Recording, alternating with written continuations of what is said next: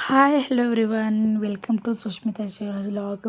ನಮ್ಮ ಮಮ್ಮಿ ಬಂದಿದ್ರು ಊರಿಂದ, ಅದಕ್ಕೋಸ್ಕರ ಹೊರಗಡೆ ಎಲ್ಲಾದರೂ ಕರ್ಕೊಂಡು ಹೋಗೋಣ ಅವರಿಗೆ ಅಂತ ದೇವಸ್ಥಾನಕ್ಕೆ ಬಂದ್ವಿ.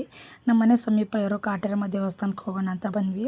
ಯಾಕಂದರೆ ಜಾಸ್ತಿ ದೂರ ಆದರೆ ಸ್ವಲ್ಪ ಟ್ರಾಫಿಕ್ ಎಲ್ಲ ಇರುತ್ತಲ್ಲ, ಅವರು ಬಂದದ್ದೇ ಲೇಟ್ ಆಗಿತ್ತು. ಅದಕ್ಕೋಸ್ಕರ ಅವ್ರು ಸ್ವಲ್ಪ ರೆಸ್ಟ್ ಮಾಡಿ ಆಮೇಲೆ ತಿಂಡಿ ಎಲ್ಲ ಮುಗಿಸ್ಕೊಂಡು ಬರೋಷ್ಟೊತ್ತಿಗೆ ಲೇಟ್ನೇ ಆಗೋಯಿತು. ಅದಕ್ಕೋಸ್ಕರ 12 ಗಂಟೆ ಮೇಲೆ ಬಂದ್ವಿ ದೇವಸ್ಥಾನಕ್ಕೆ. ದರ್ಶನ ತುಂಬ ಚೆನ್ನಾಗಾಯಿತು, ಕ್ಯೂ ಏನಿರಲಿಲ್ಲ, ಅದಕ್ಕೋಸ್ಕರ ಅದು ಬೇಗ ಆಯಿತು. ದರ್ಶನವೂ ಚೆನ್ನಾಗಾಯಿತು. ದರ್ಶನ ಎಲ್ಲ ಮುಗಿಸ್ಕೊಂಡು ದೇವಸ್ಥಾನ ಸ್ವಲ್ಪ ನೋಡಿಕೊಂಡು ಸುತ್ತಾಡ್ಕೊಂಡು ಆಮೇಲೆ ಹೊರಗಡೆ ಇನ್ನೊಂದು ದೇವಸ್ಥಾನದಲ್ಲಿ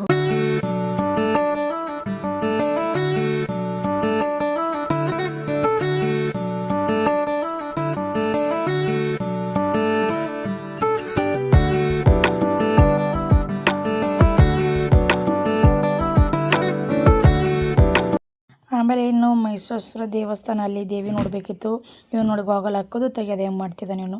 ಆಮೇಲೆ ಅಲ್ಲಿ ಮಹಿಷಾಸುರಿ ದೇವಸ್ಥಾನ, ಅಲ್ಲಿ ವಿಗ್ರಹ ತುಂಬ ಚೆನ್ನಾಗಿತ್ತು, ಅದನ್ನು ಕೂಡ ನೋಡ್ಕೊಂಡು ಬರೋಣ, ಇಲ್ಲಿವರೆಗೂ ಬಂದಿದ್ವಿ ಅಂತ ಅಲ್ಲಿ ಕೂಡ ಹೋದ್ವಿ. ಆಮೇಲೆ ಇನ್ನೊಂದು ಕಾಟೇರಮ್ಮ ದೇವಸ್ಥಾನದಲ್ಲಿ ಇಲ್ಲಿ ಸ್ವಲ್ಪ ಜಾಸ್ತಿ ಕ್ಯೂ ಎಲ್ಲ ಇತ್ತು, ಅದೆಲ್ಲ ಕ್ಯೂ ಎಲ್ಲ ನಿಂತು ಆಮೇಲೆ ಸ್ವಲ್ಪ ದೇವ್ರ ದರ್ಶನ ಎಲ್ಲ ಮಾಡ್ಕೊಂಡು ಹೋದ್ವಿ. ಇಲ್ಲೂ ಕೂಡ ಅಷ್ಟೇ ದೇವ್ರ ದರ್ಶನ ತುಂಬ ಚೆನ್ನಾಗಾಯಿತು.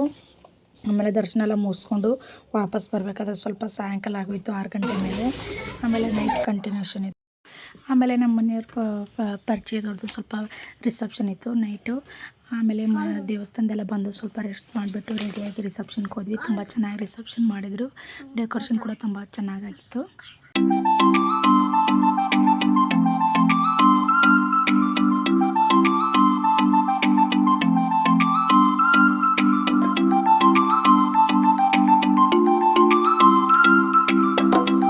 ರಿಸೆಪ್ಷನ್ ಎಲ್ಲ ತುಂಬ ಚೆನ್ನಾಗಾಗಿತ್ತು. ಊಟ ಎಲ್ಲ ಮುಗಿಸ್ಕೊಂಡು ವಾಪಸ್ ಮನೆಗೆ ಹೊರಡ್ಬೇಕಾದ್ರೆ ಲೇಟ್ನೇ ಆಗೋಯ್ತು, 10 ಗಂಟೆ ಮೇಲೆ ಆಯಿತು.